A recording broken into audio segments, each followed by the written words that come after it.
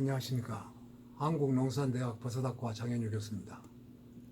오늘은 표고의 등급별로 동고, 향고, 향신이 있는데 그 등급에 따른 가세 형태에 대해서 특상, 보통으로 구분을 하는데 이것에 대해서 설명을 드리도록 하겠습니다. 동고 및 향고의 등급에 따른 가세 형태는 모양상으로는 특이라고 하는 것은 표면이 거북이 등처럼 벌어졌다든지 국화꽃 모양으로 균열되어 있으며 원형 또는 타원형인 것이 80% 이상인 것을 특이라고 하고요.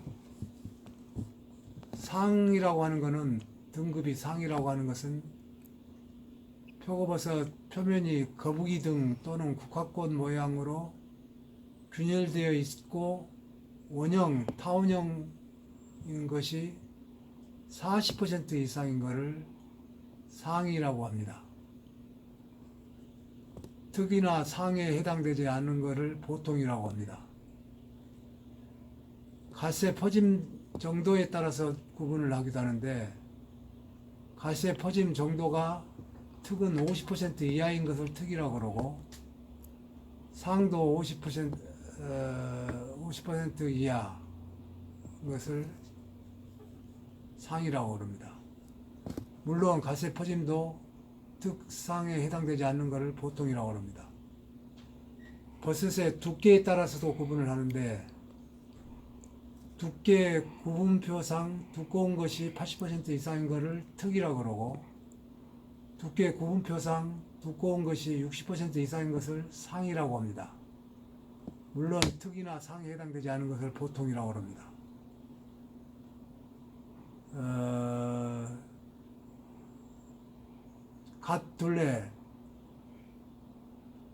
갓둘레는 전체가 오므라든 것을 말하는 것이고 향신의 등급에 따른 가세 형태를 특상, 보통으로 나누는데 모양이 반구형 또는 타원형으로 표면의 일부가 균열된 것이 80% 이상인 것을 특이라고 합니다. 모양상으로. 또 모양상으로 상이라고 하는 것은 모양이 반구형 또는 타원형으로 표면의 일부가 균열된 것이 60% 이상인 것을 상으로 구분합니다. 특이나 상에 해당되지 않는 것을 보통에 해당됩니다. 가세 퍼짐 정도가 특이인 것은 80% 이하인 것을 특이라고 그러고 80% 이하인 것을 상이라고도 하는데 가세 퍼짐 정도는 80% 이하를 기준으로 하고 있고 두께는 특은 두께 구분표상 보통 이상인 것으로 얇은 것의 혼입이 3% 이하, 3% 이하인 경우는 특으로 보고 두께 구분표상 보통 이상인 것으로 얕은 것의 혼입이 5% 이하인 것을 상이라고 합니다.